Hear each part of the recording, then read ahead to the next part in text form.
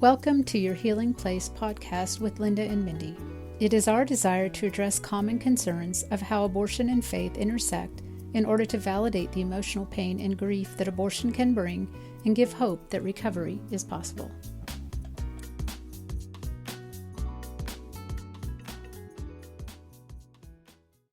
So we're still talking about the Kubler-Ross grief cycle, and we've gone through denial, anger, bargaining, depression, and acceptance. But Linda has told me there is a sixth step now. Yes.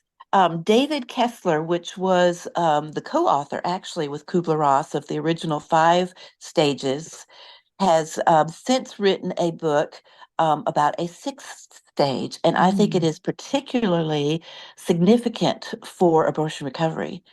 And the genesis of him writing the sixth step and adding it in was that he lost a teenage son.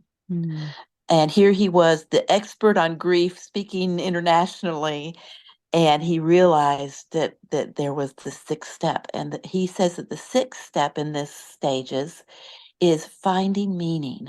And I think this is so significant for abortion recovery. And I think we do it instinctively without even including it as our step in our studies. But it's going on and finding some sort of meaning, not that it ever is a good thing that we're happy about, but that good can come out of it, that there can be some meaning that happens. And of course, he's addressing it from a totally secular point of view. He says it may be starting a support group for other people going through that kind of trauma. Maybe it will be donating something to a nonprofit that deals with that. Maybe it will be planting a tree, maybe or a garden. And we do this in our groups, and I think it's good to put this label on it that we're finding meaning by our memorial services is giving purpose and meaning. Yes. When we go on and give our testimony and help other women find healing.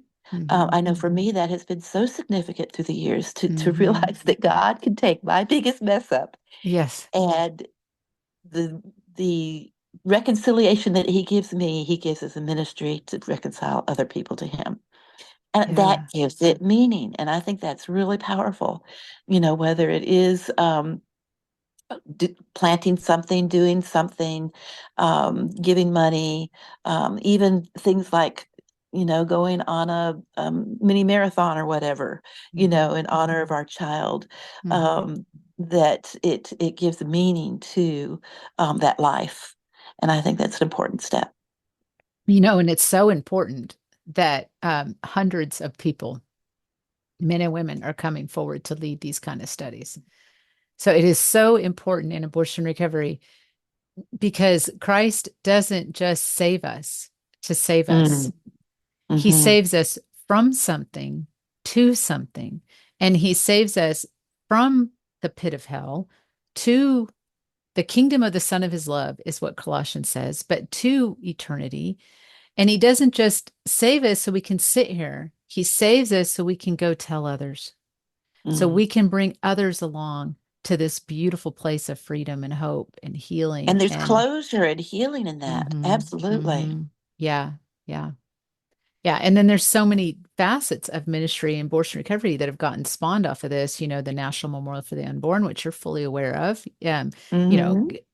organizations like CareNet and Heartbeat, all the pregnancy centers, the March for Life. Then we've got 40 Days for Life. We've got people doing mentoring after these groups, other women coming forward and men who do not have abortion in their past, but feeling like they want to make meaning out of their life and helping someone heal from an abortion. So all kinds of beautiful things coming out of this, that God takes what the enemy meant for evil and he turns it into something good. Amen. Thank you for listening. This podcast was inspired by the many conversations had through the years with women struggling from the emotional pain associated with abortion. Thank you for allowing us into your healing journey. Subscribe on major platforms where podcasts can be heard. Learn more about virtual abortion recovery healing at www.anevenplace.com. The link is in the show notes.